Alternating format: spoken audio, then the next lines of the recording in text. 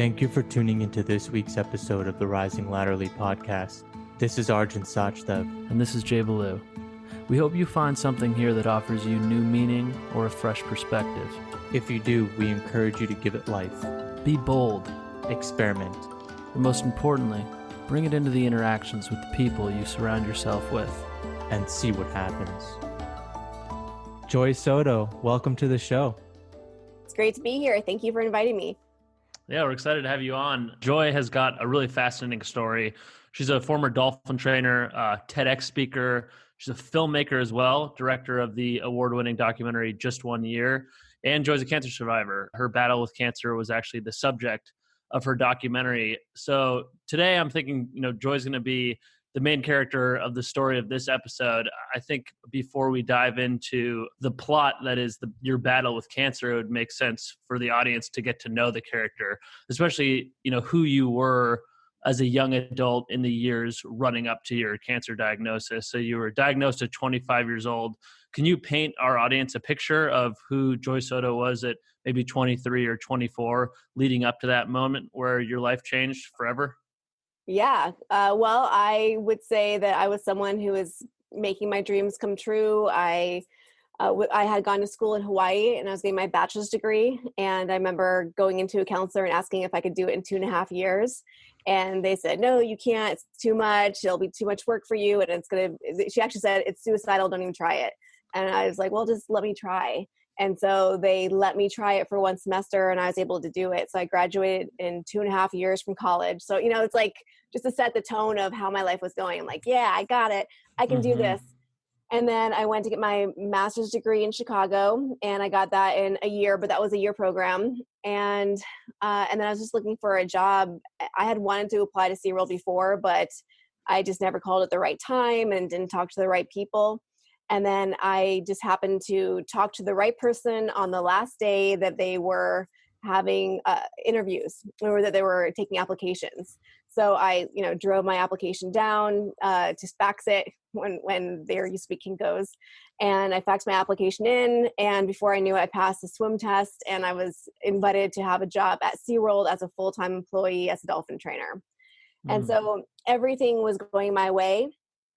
And I'd always loved film and it's always been kind of in the back of my mind that I would love to do that. And I had started working on editing at the time. So I was, editing at home and making little movies for people. And I found myself at work just continuing to think about, okay, so if I cut that by a frame, that would look better. If I add a frame, it'll look better. And I was just kind of obsessed with making films. And Nice. So I remember talking to someone who was in the industry and they, recommended film school. So I applied to Brooks Institute of Photography and I got in there. So I ended up going to film school up in Ventura. And that's when I ended up finding out that I was sick. It was about 2 months after film school. So that's what leads up to it. So everything had been going my way. And so film school was a big leap, but I thought I could do it. And then I had a little deviation in my life journey path. Yeah, and we'll definitely spend a lot of time on that. I'm a big fan of film as well. My brother was a minor in college, so we have interest in our family, but I'm curious if you could tell us a little bit more about what drew you to film and if there are maybe any like filmmakers or documentarians that you were following that you really looked up to and were an inspiration in those years following the diagnosis. I wasn't really, I love film, but I wasn't really that into documentaries. When I say I wasn't into into documentaries, it's just, I didn't have a favorite documentarian. But I just love film and I loved watching even trailers. Actually, trailers is one of my favorite things. I think I'd be awesome at editing trailers because I just love getting that emotional impact in a short period of time. Awesome, and so for me, it's more film and I love Cameron Crowe. I like him. I love, one of my favorite movies is Gladiator. I love the cinematography, the storytelling. I love everything about that movie. So, just those kind of directors. So you were in film school, you were working at SeaWorld, and as I understand it, things really started to become a concern for you when you first discovered a lump. Yeah, so I've been going to film school for a couple months and then I'd been coughing and then the cough kept getting worse and worse instead of better. And I ended up putting my hand on my throat And that's when I found a lump on Thanksgiving. And so that night I actually went to urgent care, and I remember the doctor pushing on the lump, asking me if it hurt, and I kept saying no. And I thought, oh wow, he must think I'm really strong. And then turns out he didn't. I thought he was impressed with me. And but then I remember him walking away, and he didn't look happy with what I had said. So I said, it's good if it doesn't hurt, right? And he said, no, it's not always good if it doesn't hurt. And it was like in an instant that I knew that something was very wrong. I actually asked him if he thought it was leukemia, and he just didn't say anything. He didn't answer me. And so I knew it was something very bad. And that's how I found out.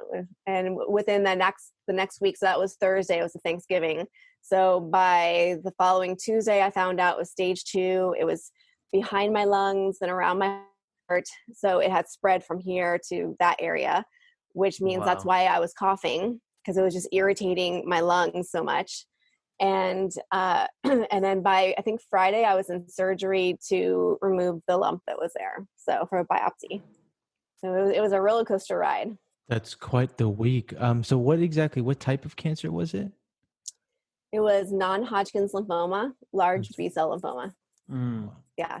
I was first diagnosed as Hodgkin's. So if you're ever diagnosed with lymphoma and you know anything about Hodgkin's versus non-Hodgkin's, we were hoping for Hodgkin's, and that's what I was originally diagnosed with, was Hodgkin's. And so we were actually happy, because it was, I don't think the doctor said this, but this is what we labeled it, the good kind of cancer, right? Like it has a high cure rate. You're going to be okay. Just go through this. And then after someone, I know now who did it, but we didn't know then, but someone had sent my slides into Stanford, and they looked at my slides and they decided that it wasn't Hodgkin's. It was actually non-Hodgkin's, and they look very similar, the large B-cell lymphoma, to Hodgkin's. So anyway, it's just a lot of information. But yeah, no, it sounds like it's a blessing that they picked that up. Who knows how it could have gone had they not?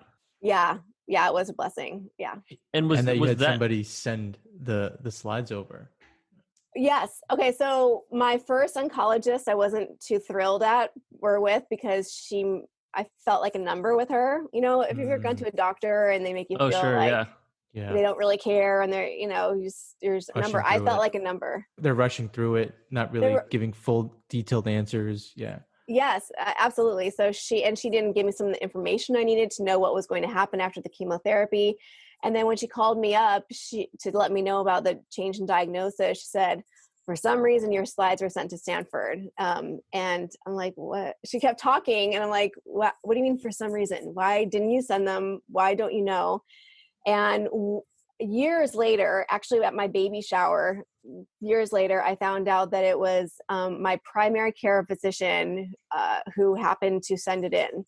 So who I barely really knew, but he was like this cool Irish guy, and he was pep talk about going into cancer and battling it, and how he was the commander, and the oncologist was lieutenant.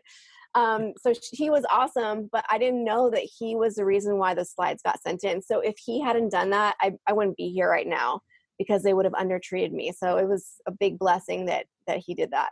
Wow. Yeah. No, sounds like a guardian angel. So what was the biggest moment of shock? Was it initially finding out you have cancer, or when you found out you had, a more aggressive cancer with a lower survival rate? Is that where the moment of fear and maybe even anger set in? Or can you tell us a little bit about the emotions that you went through during those events? Yeah, sure. Well, I had a variety of emotions. Let's see. Started out with disbelief and sadness and all of that, and like, why me? And because I felt like I was a pretty healthy person, and why would this happen to me? And I was young. So I started with that. And then there was a point where I got really angry, and I don't always tell people why I got super angry, but there was a moment where I was like seething, but it was because my boyfriend, I had called him to let him know that I thought I had cancer. This was on Thanksgiving. I think I have cancer. Call me back. And so then the next day passes, the day after, and he doesn't get back to me. So then it's Tuesday. This is when I find out it's stage 2. It's behind my lungs. I definitely have cancer. And I call again, but I call from a different phone number. And when I call from the different phone number, he he answers, and I said, "Hi, it's Joy." And he hangs up on me.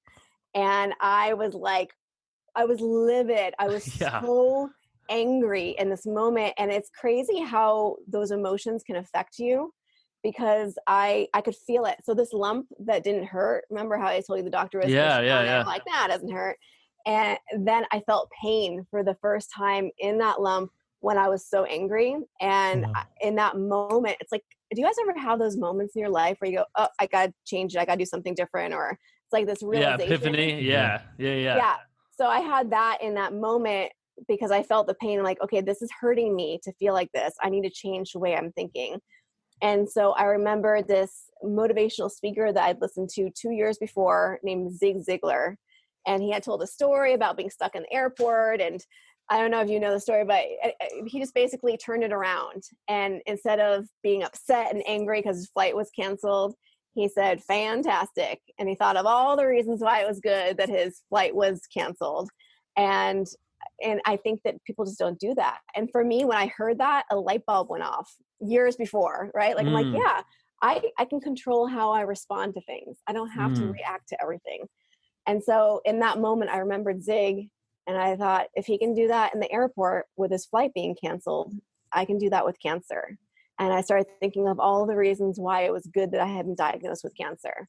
And I think when you start coming at your life from more of a blessing standpoint than a, oh, this is happening to me standpoint, it really helps you deal with things better. So, I mean, I wasn't like dancing and saying Yeah. fantastic, but it really helped me just calm down and come at it from a different place. So that was one thing. And then I thought I had it all handled, right? I'm like this warrior, I'm going in there.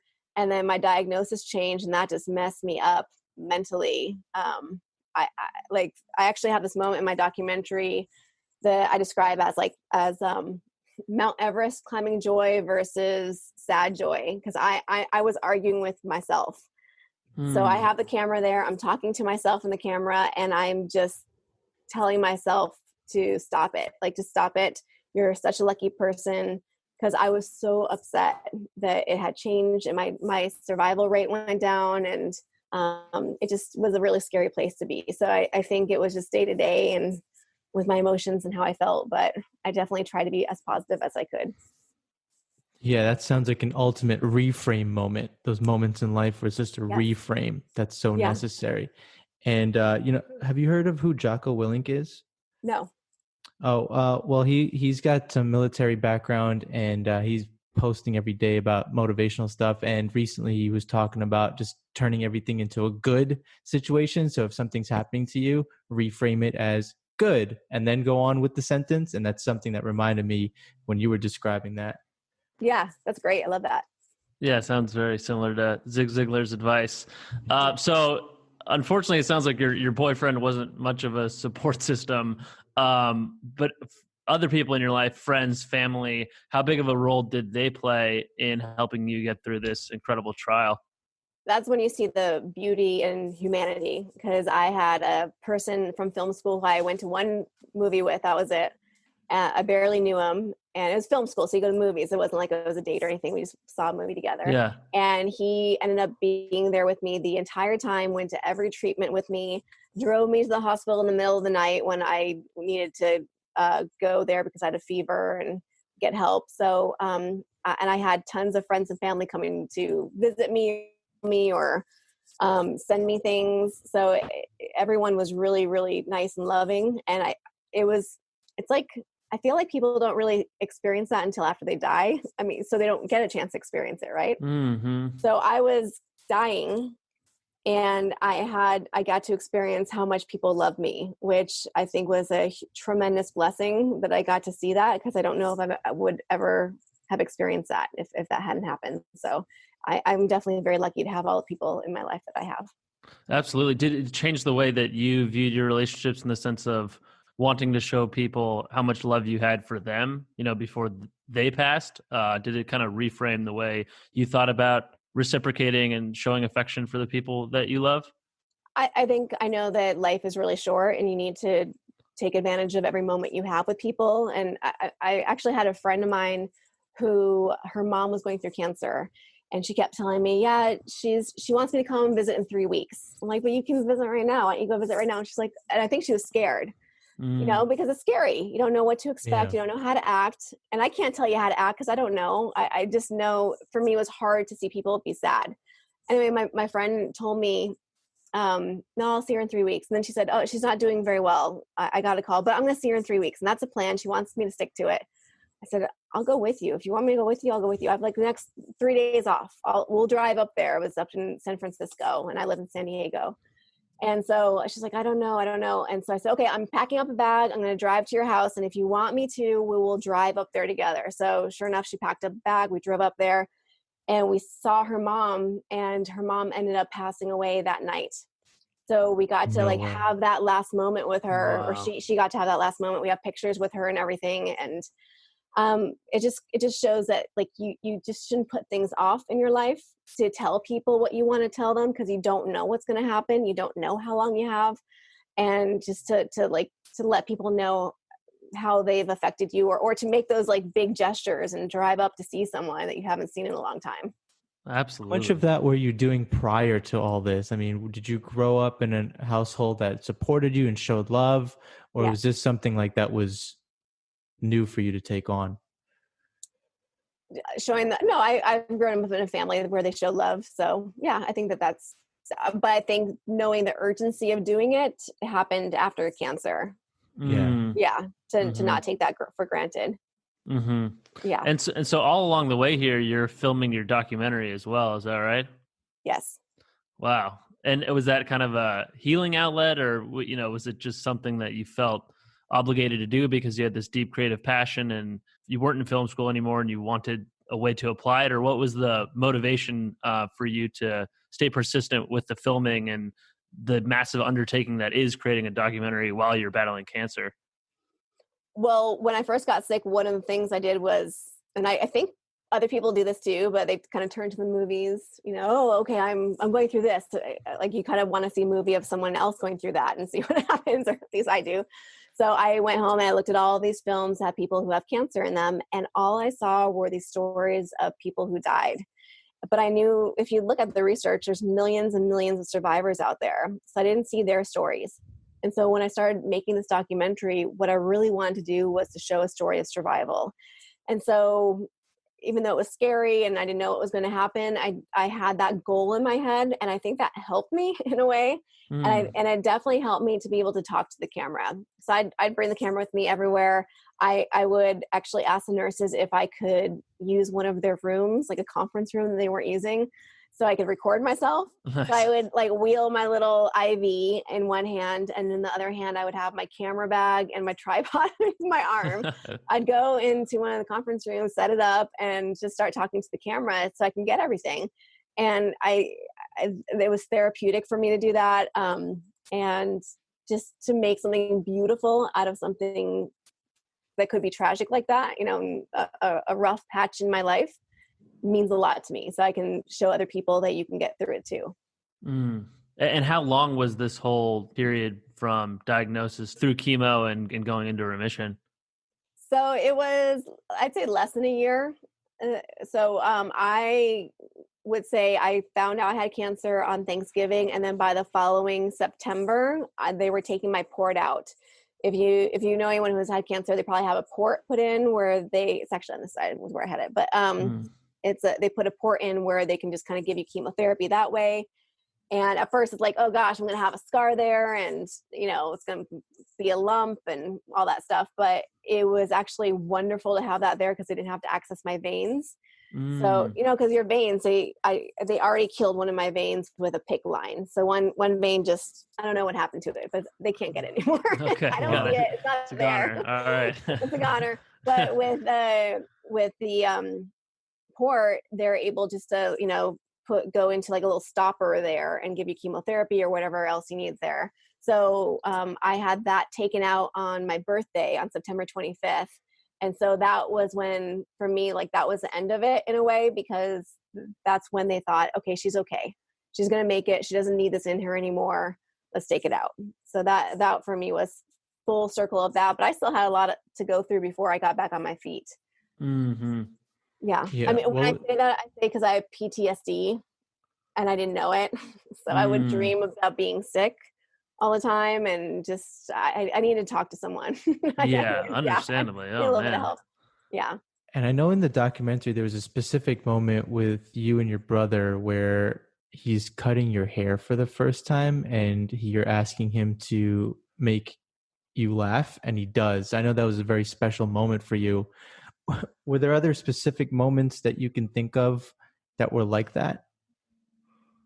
Yeah, I have a ton of moments. I had a friend of mine, Courtney, come up to visit me in the hospital, and she brought face masks. So she stayed overnight with me in the hospital, and we, me with my bald head, and her, and she, like, we both had our face masks on, and I mean, just all these beautiful moments of, I had a friend of mine, Brian and Kevin. They drove me to the hospital in the middle of the night, and Brian helped me walk to the emergency room because I couldn't walk on my own because my legs kept Mm, buckling. So, like, it's just like Wow. those beautiful moments. I remember looking at him going, "This is my friend from college that, I knew him when I was healthy and everything was great just a few years ago, and here he mm. has helped me survive and, walk down this hallway."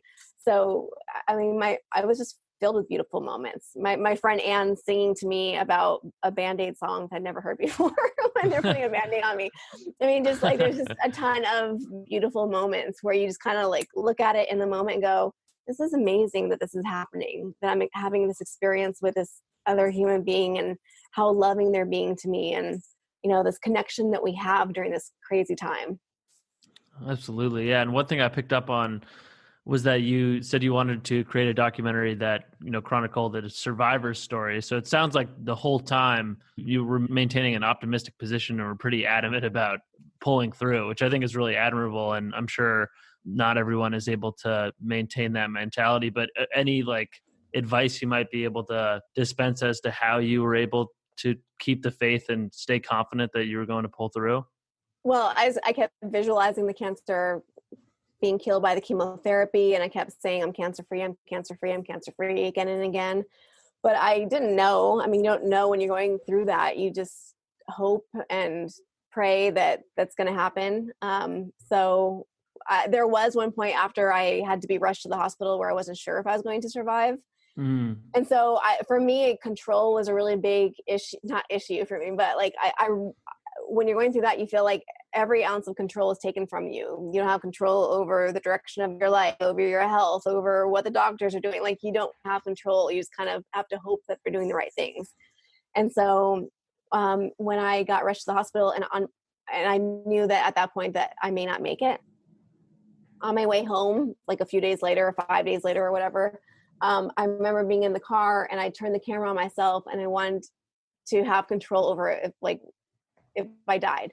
So I said to the camera something about, I wanted to thank God because I know there's a reason why I'm going through this. And I know there's lessons to learn, and I'm grateful even if I survive or if I die. So, I was just trying to control everything. So I didn't want to be upset about dying. Doesn't that sound crazy? But I wanted to be at peace. So I was trying to Yeah. control even Accepting that it. aspect. Yes, Yeah. accepting it. Well, I think that's some solid advice for people who are sick, but any advice you would give to people that are currently caretaking for sick relatives or sick friends? I think to try to be strong around them, because when they see you sad or upset, it's hard on them. So for me, I always try to surround myself with warriors, people who are strong the entire time Mm, as much as they could be. I don't know if I could do that for someone else, but I would take note of people who would look at me with the sad eyes or who would cry around me. And I love them, but what I needed was to have people who are strong, who are just talking about other things, or, I don't know, just were positive around me. That's what I would say, is just try to be strong around them if you can. And I just talked to someone the other day, and they had they asked me a question about that, because they experienced that with their wife going through cancer, and said it was really hard for her whenever she was around people who were upset and sad for her. And so I mm, think it's not just me who feels like that. I think that's more of a universal thing, because you want to feel hopeful, but when you see people looking at you with sadness, it's almost like you're defeated before you even start. So that's why for me, it was really important to have those strong people around me. So I would recommend that. Just be strong as much as you can. Yeah, that's great advice, because earlier you said like most people don't know how to act in these situations, right? And so you've already given a couple of examples of there can be special moments, like you walking with somebody could mean so much. You not being sad around somebody could mean so much. So you're actually providing a lot of insight in terms of what people can be doing in these situations. I think that's why you're a role model as well. Thank you. That's so nice. So maybe we can fast forward here to like life post going into remission and what those years were like after you were free of the battle, at least at that point in time. Did you feel like you had a new lease on life, or how did you kind of take the energy from those dark years and turn into something positive? Okay, so what I want to say is that everything was perfect. I survived cancer. Bluebirds landed on my shoulder. It was great. But honestly, I got lost. So first of all, I had PTSD, didn't know I had PTSD. I just didn't know what was going on, but I wasn't myself. And that took about a year to get through. And I just kind of got off track with my life for years, actually. And then finally, I decided to go back to SeaWorld. And when I did that, just things started to fall back into place. I started to feel like myself again, because for all that time, I just didn't feel like the person I was before I got sick. Because they say, so what happens is they cure you or whatever, you're cancer free. And then your doctor says, okay, now go back to normal life. And it's like, oh my gosh, I'm bald and my muscles have atrophied and I've just been through this big battle. Like I'm not normal. Yeah, right. Yeah. I can't go back to normal life. So for me, it took a while. When I finally went back to what I'd been doing before with the Dolphins, it just made me so happy. And I started to feel like myself again. And then at that point, I actually, if I go back to when I was in the hospital, I was treated at a children's hospital. And so I got really close to one of my roommates. Her name was Bailey, and she was 5 years old when I met her. And she was just like this wonderful, wonderful little girl. And she stole my heart. And so when I'd be in the hospital with her, we'd always be roommates. So the nurses would move us around so we could be roommates. It was really cool. Nice. And yeah. So I would talk about the Dolphins, and her face would light up when I tell her about the Dolphins. And so I said, well, when we're both done with this, then I'll bring you to SeaWorld and we can meet a dolphin. And so she was really excited about it. But her chemotherapy lasted years and mine was done faster. Oh. So when I finally went back to SeaWorld, that night that I was told that I had a job, I called her and I let her know, I'm like, hey, I'm working back at SeaWorld and you can come down and you can meet a dolphin. And she was so excited. And so then I arranged something for her to come down and I paid for it, and it was not inexpensive. So I put my credit card down and got everything ready. And then it was like the day before I found out that her mother and I had a miscommunication. So she thought I was going to be babysitting her and her sister. And that they were both going to be going in the water, but I was working, and that's how I was going to be in the water with her.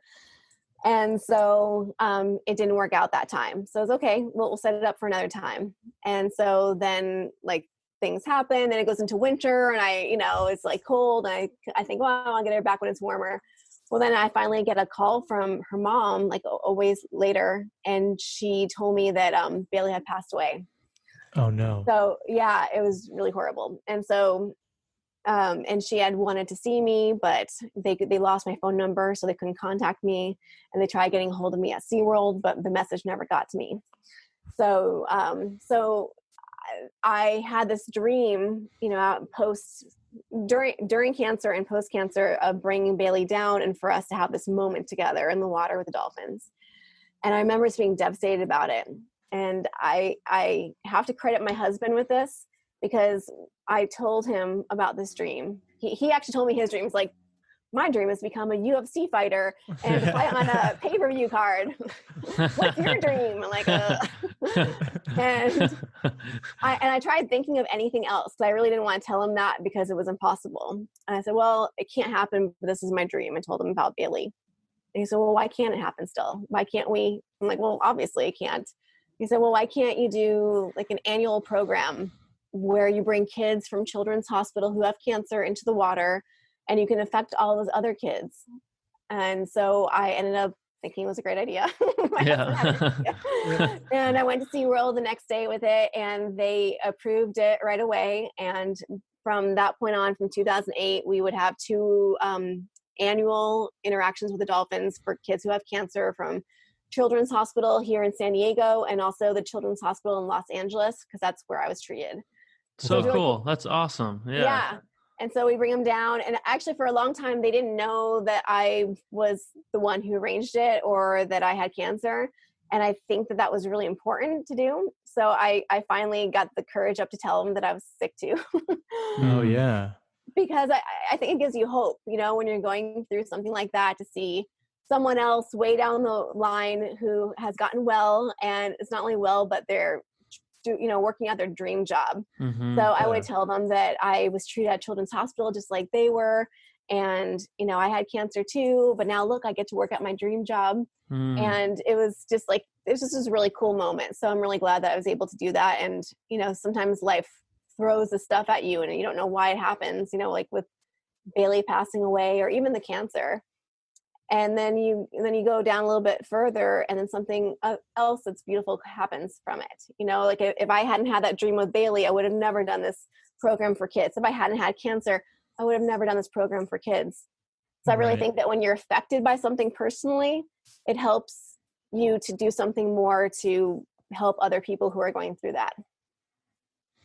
Absolutely. Yeah, I'm glad you were able to wrap that up and give back. Not everyone can do that, or not everyone wants to do that. So giving back in that moment and seeing other people happy as a result of it probably is one of the best gifts you can be receiving. Yeah. And maybe we can talk a little bit too, just because it is a really interesting subject, your connection with the dolphins, or if you thought that there was some kind of therapeutic benefit there for the kids and their interaction with the dolphins. I think most people are pretty fascinated given how brilliant dolphins are and how much they seem to, resemble humans in some way, kind of like humans of the water. Can you just tell us a little bit about what it's like to be in the water with them and interacting with them and experiencing their energy? Sure. It's incredible. I'm telling you, the best moments of my life have been with the dolphins. Just swimming underwater with them and then hearing them squeal. They'll make different sounds, and so there's certain sounds where that they're super excited. So especially when they're learning something new, they'll make this super excited sound, and it just makes your heart happy to hear it. That's cool. Yeah. It's really awesome. It's really, really awesome. Or I think that a lot of the trainers have certain relationships with certain animals, like where they connect more with one animal versus another one. And so, the animals I connected with, one of them was I'd say the fastest learner we had at SeaWorld for dolphins, because they all have, some learn really fast and some learn a little bit slower or very slow. And there was this one dolphin that I worked with who was just on fire and did everything except for one behavior, actually, and I was able to get her to do it. So, which is what? A blood draw. Really? So, yeah, it's a voluntary blood draw. So all they do is they put their flukes in your lap. You have a veterinarian come over and they'll take a blood sample. So you have to train them for that. So this doesn't come right away, but she was really a really fast learner. It shouldn't have been a problem, but it was. She didn't want to do it. So I started working with her, and I think there's a key for me. I think there's a key with any animal to work with them. So for me, I was like, oh, she hates not getting it. so I would go, if she shook even just a little bit with her flukes, I would just let go of her and just be boring for a few seconds and then either move on or ask her again.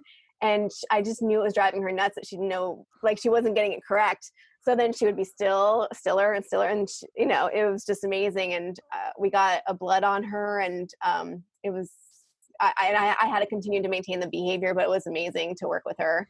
And just, just having that relationship with them is just amazing. Just to be able to have, if you have a bad day, it's not that bad of a day because you can give a dolphin a hug or a kiss. Yeah, nice. Yeah, it sounds like they have super multi-dimensional personalities. That's really cool. Yeah, they do. Yeah, they definitely do. So. Yeah, they have complex problem-solving skills, and they can see their own or recognize their own reflection in a mirror, something like that. Yeah, there's been studies where they put something on their face. Yeah. That's awesome. So you have a new book coming out though, right? I do, yes. It's not out Okay. yet though. Oh, okay. Oh, you're in the process of putting it together? I'm in the process, yeah. So I would give you a title to it, but I'm still working on it. I think Okay. about it today, but I don't want to tell it to you until I know for sure. Yeah, For no, no sure, for worries. sure. Yeah. Yeah. And Is it how gonna is be that? along the lines of the film, or are you adding something unique Um, to it? no, it's before the film, a little bit before the film, during the cancer, and then my story back to kind of happiness and it just, I think there's a lot of people who are lost in life. I think a lot of people who don't know why they're here, what their purpose is, and I'm not saying that I definitely know that, but I do know that all of my crazy paths, like where ran into a roadblock. I couldn't go to film school anymore because I had cancer, and my cancer, it all led to something beautiful at the end. Even being with the wrong person, I was with the wrong person at one point, and now I'm with my soulmate, and we have two beautiful kids, a beautiful family. And so I think just whenever I read stories like that, where people had rough times and they come out of it, it's very motivating to me. So I wanted to write my story down and what's happened in my life and share that in hopes that it can help other people. That's super powerful. And I think it comes down to living life with a sort of intensity. So instead of questioning like why things are happening to you, or what's the point of this, or what's the point of living if we're just going to die, it's like, no, think about life with a certain intensity, live it with a particular intensity. And that's how you might get through certain situations as well. Yeah, that's great. It sounds like you have a family now too. That must have been a really powerful experience, just being able to have children after having gone through a bout with cancer, in your mid-20s. I imagine that was a huge moment of like, wow, I've made it to the next stage in life. I've become a mother. It's an overwhelming experience, I think, for anyone, but it must have been, one you were particularly grateful for, having been what you've been through. Yeah, absolutely. They actually told me that I wouldn't be able to have kids. So the fact that I was able to have kids, not just one, but two, is pretty incredible. So I'm pretty happy with everything in my life.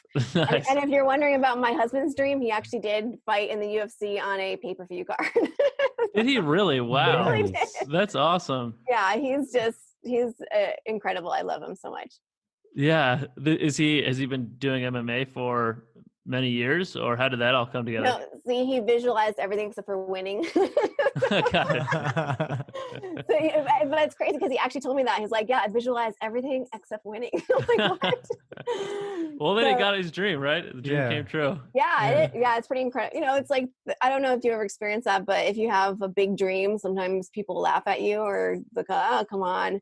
And that's what he had with people around him. They all thought that he was crazy for doing this, and oh yeah, UFC, come on. And then sure enough, like, he just visualizes it and makes it happen. And the UFC called.